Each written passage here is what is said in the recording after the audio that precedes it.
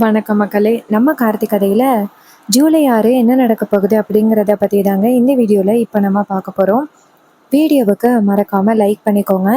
நீங்கள் லைக் பண்ணுறது தான் எங்களுக்கு அடுத்தடுத்து வீடியோ போடுறதுக்கு ரொம்பவே இன்ட்ரெஸ்டிங்காக இருக்கும். ஸோ மறக்காமல் லைக் பண்ணிவிட்டு இந்த வீடியோவை தொடர்ந்து பாருங்கள். என்ன நடக்குது அப்படின்னு பார்த்துக்கிட்டிங்கன்னா, நம்ம ஹீரோ இருக்காருல்ல, அவர் எப்படியோ வந்துட்டு அவங்க மாமாவை காப்பாற்றிடுறாங்க. அப்போது ஈஸ்வரி இதையெல்லாம் பார்த்துட்டு ரொம்ப அதிர்ச்சி ஆகுறாங்க. அப்போ டாக்டர் சொல்கிறாங்க, இங்கே பாருங்கள் மேடம், சீக்கிரம் வந்துட்டு உங்கள் ஹஸ்பண்டுக்கு வந்து ட்ரீட்மெண்ட் பண்ணணும். அந்த ட்ரீட்மெண்ட்டை பண்ண விடக்கூடாது அப்படிங்கிறதுக்காக தான் சிவனாண்டி அப்படிங்கிறவன் என்னை வீட்டிலேயே வச்சு பூட்டி வச்சுட்டான் அப்படின்னு. இது கேட்டதும் ரொம்பவே அதிர்ச்சி ஆகுறாங்க ஈஸ்வரி.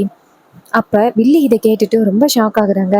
ஆகா, இவன் வந்து மாட்டி விட்டுட்டானே அப்படின்னு. அப்போ வில்லி வந்துட்டு நேராக டாக்டரை பார்த்து, இங்கே பாருங்க டாக்டர், ஏதோ நடந்தது நடந்ததாகவே இருக்கட்டும், நீங்கள் போயிட்டு எங்கள் மாமாவுக்கு ஃபஸ்ட்டு ட்ரீட்மெண்ட் பண்ணுங்க அப்படின்னு சொன்னதும் டாக்டரும் சரி நாங்கள் கிளம்புறோம் அப்படின்ட்டு இங்கேருந்து போகிறாங்க. போயிட்டு நேராக அவங்களுக்கு ட்ரீட்மெண்ட்டை ஆரம்பிக்கிறாங்க. ட்ரீட்மெண்ட் வந்துட்டு ஸ்டார்ட் ஆகுது. ட்ரீட்மெண்ட்டில் வந்துட்டு என்ன நடக்குது அப்படின்ட்டா, நம்ம ஹீரோ இருக்காருல்ல, அவர் வெளியில் நின்று சொல்லிக்கிட்டு இருக்காரு மயிலுக்கிட்ட, இங்கே பாருங்க, இது எல்லாத்துக்குமே வந்துட்டு அந்த சிவனாண்டி தான் காரணம். நானும் பொறுத்து போவோம் அப்படின்னு நினச்சி நானும் அமைதியாக இருந்துக்கிட்டு இருந்தேன். ஆனால் அவனால் இன்னுமே நம்ம குடும்பத்தில் உள்ளவங்க எல்லாருமே கஷ்டப்படுற மாதிரி இருக்கு அப்படின்னு சொல்லிட்டு பேசுகிறாரு.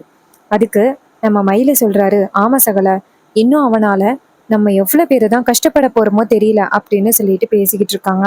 அப்போ ஹீரோ சொல்கிறாரு, இதுக்கு மேலேயும் அவனை சும்மா விடக்கூடாது அப்படின்னு. ஈஸ்வரி என்ன பண்ணுறாங்கன்னா, நேராக சந்திரா கிட்ட, சந்திரா, ஒரு முக்கியமான வேலை இருக்குது, உங்கள் மாமாவுக்கு ட்ரீட்மெண்ட் நடந்துக்கிட்டு இருக்கட்டும், நான் போய் இந்த வேலையை மட்டும் முடிச்சுட்டு வரேன் அப்படின்னு. சந்திரா கேட்குறாங்க, அக்கா அப்படி நீ எங்கே போக போகிற, நானும் வரேன் அப்படின்னு. ஈஸ்வரி சொல்கிறாங்க, இல்லை சந்திரா, நான் போயிட்டு இப்போ உடனே வரேன் அப்படின்னு சொல்லிட்டு ஈஸ்வரி அந்த இடத்துலேருந்து கிளம்புறாங்க. சந்திரா சொல்கிறாங்க, இல்லைக்கா, நீ எங்கே போனாலும் நானும் வருவேன்க்கா அப்படின்னு சொல்லிட்டு நேராக சந்திராவும் கிளம்புறாங்க. ஈஸ்வரியும் சரி வா போகலாம் அப்படின்னு ரெண்டு பேருமே சேர்ந்து கிளம்புறாங்க.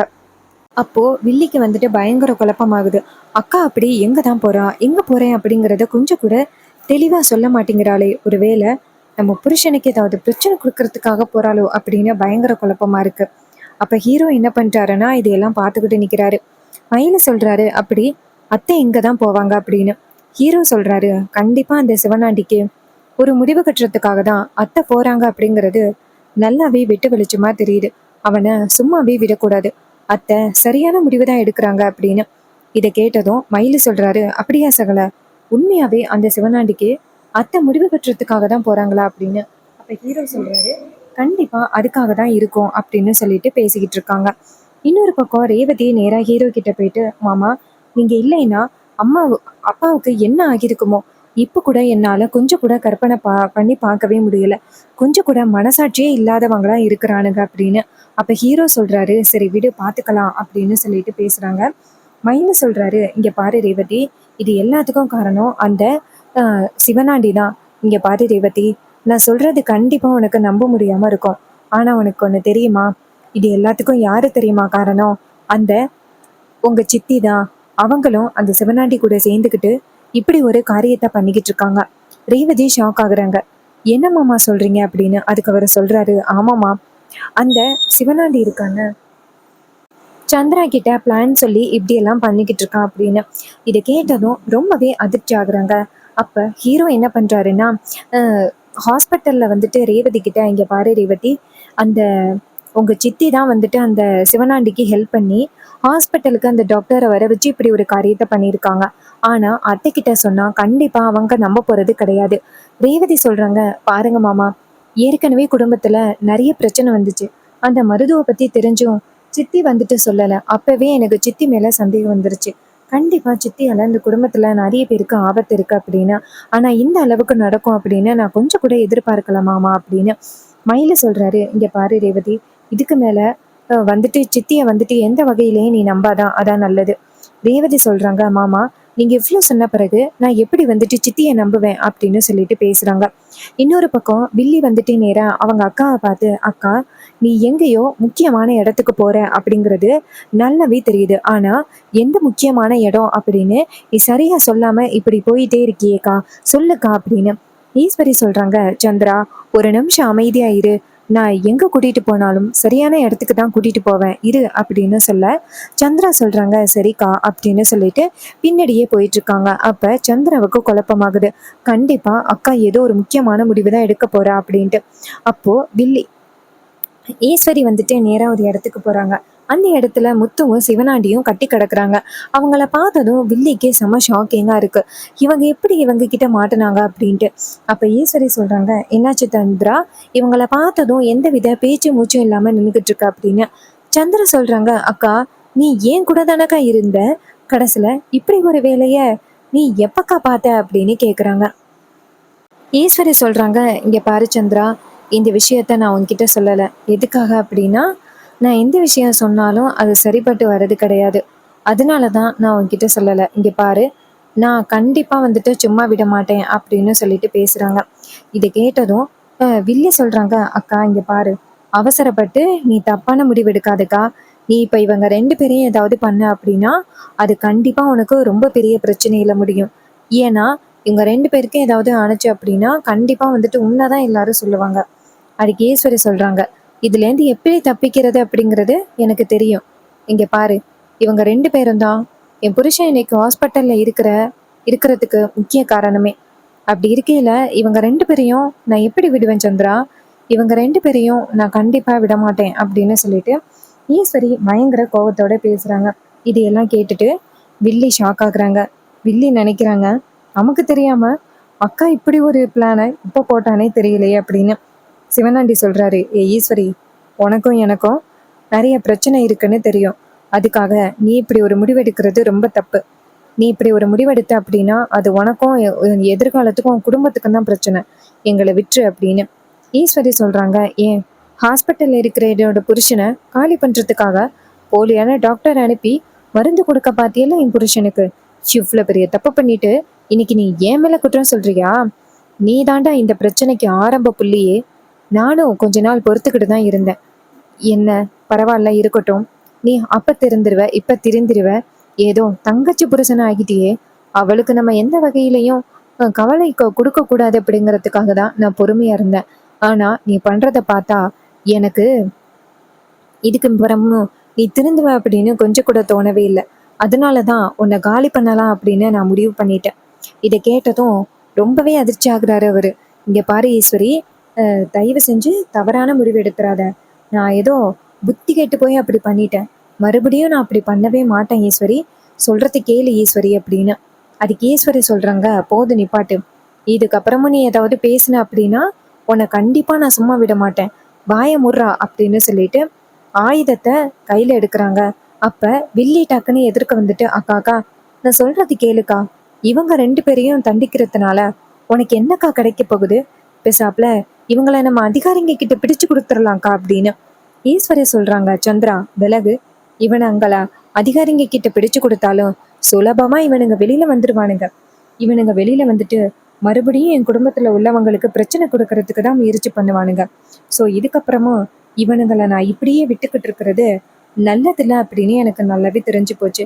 இவனுங்களுக்கு எந்த அளவுக்கு நான் வந்துட்டு தண்டனை கொடுக்கணுமோ அந்த அளவுக்கு நான் கொடுத்துதான் அவன் சந்திரா. தயவு செஞ்சு நீ விலகிரு, அதான் உனக்கு நல்லது சந்திரா அப்படின்னு சொன்னதும் சந்திரா ரொம்பவே ஷாக் ஆகுறாங்க. என்னடா இது, அக்கா இப்படி பேசுறாளே அப்படின்னு நேரா அவங்க அக்காவை பார்த்து, அக்கா சொல்றது கேளுக்கா, தயவு செஞ்சு அவசரப்பட்டு இப்படி முடிவெடுக்காதக்கா அப்படின்னு சொல்லிட்டு ரொம்ப கெஞ்சுறாங்க. அப்போ ஈஸ்வரி சொல்றாங்க, சந்திரா நீ இப்ப தள்ள போறியா இல்லையா அப்படின்னு. அப்ப சந்திரா சொல்றாங்க, முடியாதுக்கா அப்படின்னு. ஈஸ்வரி கேக்குறாங்க, என்ன சந்திரா என்கிட்டயே வந்துட்டு முடியாது அப்படின்னு சொல்ற? நீ இப்படி பேசுறத பார்த்தா உன் புருஷன் மேல உனக்கு இன்னும் பாசம் இருக்கு அப்படின்னு எனக்கு தெரியுதே. அதுக்கு சந்திரா சொல்றாங்க, இல்லக்கா நான் அதுக்கெல்லாம் சொல்லவே இல்லை. இவனை நீ தண்டிக்கிறதுனால உனக்கு என்ன கிடைக்க போகுது? இவனை அதிகாரிங்க கிட்ட பிடிச்சு கொடு. இப்போ இவனை நீ தண்டிச்ச அப்படின்னா அதிகாரிங்க உன்னைதான் கைது பண்ணுவாங்க. அதெல்லாம் வேணாக்கா அப்படின்னு. ஈஸ்வரி சொல்றாங்க, நீ பேசுறத பார்த்தா எனக்கு அப்படி தெரியல. உன் புருஷன் மேல உள்ள பாசம்தான் உன்னை இப்படி பேச வைக்குதோ அப்படின்னு எனக்கு தோணுது. இதை கேட்டதும் வில்லி ஷாக் ஆகுறாங்க. ஆகா, அக்காக்காரி வந்துட்டு கண்டுபிடிச்சிட்டாலே, நம்ம என்ன பண்றது அப்படின்னு. அப்ப அந்த முத்து இருக்காருல்ல அவரு, மருமவளே மருமவளே தயவு செஞ்சு எங்களை காப்பாத்து மருமவளே. ஈஸ்வரி பாட்டுக்கும் இப்படி அவசரப்பட்டு முடிவெடுக்கிறா. எங்களை காப்பாத்து மருமவளே அப்படின்னு சொல்லிட்டு பேசுறாங்க. அப்போது நம்ம ஈஸ்வரி சொல்கிறாங்க, மருமகளா? யாருக்கு? யாரிடா மருமவ அப்படின்னு. அதுக்கு முத்து சொல்கிறாரு, ஏ ஈஸ்வரி, எங்கள் மருமவ என் மேலே பாசம் வச்சிருக்கா அப்படின்னு எனக்கு நல்லாவே தெரியும். என் மருமவ என்னைக்குமே என்னை விட்டு கொடுக்கவே மாட்டா ஈஸ்வரி. ஈஸ்வரி சொல்கிறாங்க, அப்படியா சந்திரா, அவங்கள நீ விட்டு கொடுக்க மாட்டியாம்ல? இந்தா ஆயுதத்தை புடி. ஃபர்ஸ்ட்டு நீ காலி பண்ண வேண்டியது உன் புருஷனை தான். அதுவும் அந்த முத்து இருக்கான, அவன் கண்ணு முன்னாடியே காலி பண்ணு அப்படின்னு ஆயுதத்தை கொடுக்குறாங்க. சந்திரா அதை வாங்கிக்கிறாங்க. ஈஸ்வரி சொல்றாங்க, இங்க பாரு சந்திரா, இவ்வளோ நாளும் எனக்கு பிரச்சனை கொடுத்துக்கிட்டு இருந்தது இவங்க 2 பேரையுமா. இவங்க 2 பேரையும் நீ காலி பண்ணு அப்படின்னு சொன்னதும் சந்திரா ரொம்பவே ஷாக் ஆகுறாங்க. அப்போ சிவனாண்டி சொல்றாரு, சந்திரா, உன் அக்கா மேல நீ ரொம்ப பாசமா இருக்க அப்படின்னு எனக்கு நல்லாவே தெரியும். ஆனா அதை விட நீ என் மேல ரொம்ப பாசமாவும் பிரியமாவும் இருக்கிற. நீ என்னைக்குமே என்னை விட்டு கொடுக்க மாட்ட. அந்த ஈஸ்வரி சொல்றா அப்படிங்கிறதுக்காக அவசரப்பட்டு தப்பான முடிவு எடுக்காத சந்திரா. அப்ப சந்திரா வந்துட்டு சொல்றாங்க, இங்க பாருங்க, எனக்கு எங்க அக்கா தான் முக்கியம் அப்படின்னு சொல்ல, அப்ப ஈஸ்வரி சொல்றாங்க, சந்திரா, அவனை காலி பண்ணு அப்படின்னு. அப்ப சந்திரா என்ன பண்றாங்கன்னா, டக்குன்னு ஈஸ்வரி பக்கம் ஆயுதத்தை திருப்புறாங்க. ஈஸ்வரி ஷாக் ஆகி, சந்திரா என்ன பண்ற அப்படின்னு. அப்ப சந்திரா சொல்றாங்க, அக்கா, என்னை மன்னிச்சிருக்கா. நான் இப்படி பண்றது ரொம்ப பெரிய தப்பு தான். ஆனா எனக்கு என் புருஷன் எனக்கு ரொம்ப முக்கியம்க்கா. என் புருஷன் என்னைக்குமே வந்துட்டு என் மேல ரொம்ப பாசத்தோட தான் இருந்தாரு. நம்ம எங்க 2 பேரையும் பிரிச்ச பிறகும் வந்துட்டு நாங்க 2 பேருமே ஒண்ணா சேர்ந்து வாழணும் அப்படின்னு தான் ஆசைப்பட்டோம். ஆனா உன்னால தான் நாங்க 2 பேருமே இப்ப பிரிஞ்சிருக்கிறோம். இன்னைக்கு அவர் கட்டின தாலியை கூட கழட்டி வச்சுட்டு இருக்கிறதுக்கு முக்கிய காரணமே நீதாக்கா. நாங்க 2 பேருமே ரொம்ப சந்தோஷமா தான் இருந்தோம். இன்னைக்கு நாங்க இவ்வளோ கஷ்டத்தோட இருக்கிறதுக்கு நீதாக்கா காரணம் அப்படின்னு சொல்லிட்டு ஈஸ்வரியே பேசுறாங்க. இதை கேட்டதும் ஈஸ்வரிக்கு ரொம்பவே ஷாக்கிங்கா இருக்கு. சந்திரா, என்ன பேசுற அப்படின்னு. அப்ப சந்திரா சொல்றாங்க, அக்கா, உனக்கு இன்னும் புரியலையா? நான் அவர் மேல ரொம்ப காதலோட இருக்கேன். தயவு செஞ்சு நீ அவரை என்கிட்டேருந்து பிரிச்சிடாத அப்படின்னு சொல்லிட்டு பேசுற. ரொம்பவே ஷாக் ஆகுறாங்க ஈஸ்வரி. இங்க பாரு சந்திரா, நீ ஏன் இப்படி பேசுற அப்படின்னு. அப்ப சந்திரா சொல்றாங்க, அக்கா, எனக்கு வந்துட்டு என் புருஷன் தான் எனக்கு முக்கியம். எனக்கு நீ முக்கியம் இல்லை அப்படின்னு சொல்லிட்டு ஈஸ்வரி பக்கம் ஆயுதத்தை திருப்புறாங்க. அப்ப முத்து சொல்றாரு, மருமவளே, இப்பதான் மருமவளே சூப்பரான முடிவெடுத்திருக்க. அந்த ஈஸ்வரி இங்க வந்தது வீட்டுல உள்ள யாருக்குமே தெரியாது. அவளை காலி பண்ணாலும் யாரும் என்னன்னு கூட கேட்க போறது கிடையாது. நீ காலி பண்ண மருமவளே அப்படின்னு சொன்னதும் அப்ப சிவனாண்டி சொல்றாரு, ஆமா சந்திரா, இவ்வளவு நாளும் நமக்கு பிரச்சனையா இருந்தது யாரு? இந்த ஈஸ்வரி தான். இதுக்கப்புறமும் நமக்கு பிரச்சனையா இருந்துகிட்டே இருப்பான். ஸோ அவளை காலி பண்றதுக்கு ஒரு நல்ல வாய்ப்பு கிடைச்சிருக்கு. இந்த வாய்ப்பை நீ மிஸ் பண்ணிடாத சந்திரா அப்படின்னு சொல்ல, சந்திரா சொல்றாங்க, ஆமாங்க, நான் கண்டிப்பா இந்த வாய்ப்பை மிஸ் பண்ண மாட்டேன். இன்னைக்கு நான் இந்த அளவுக்கு கஷ்டப்பட்டு உங்களை விட்டு பிரிஞ்சு இருக்கிறதுக்கு முக்கிய காரணம் யாரு தெரியுமா? அதுக்கு இந்த டிரைவர் பயலும் இந்த அக்காவும் தான் காரணம். அப்படி இருக்கையில நான் எப்படி இந்த வாய்ப்பை மிஸ் பண்ணுவேன் அப்படின்னு சொல்லிட்டு சந்திரா பேசுறாங்க. இதை கேட்டுட்டு ஈஸ்வரி சொல்றாங்க, சந்திரா, நான் உனக்கு அக்காடி. என்னைக்குமே நான் உனக்கு துரோகம் நினைச்சதே கிடையாது. என்னைக்குமே என் தங்கச்சி நல்லா இருக்கணும் அப்படின்னு தான் நான் நினைச்சேன்.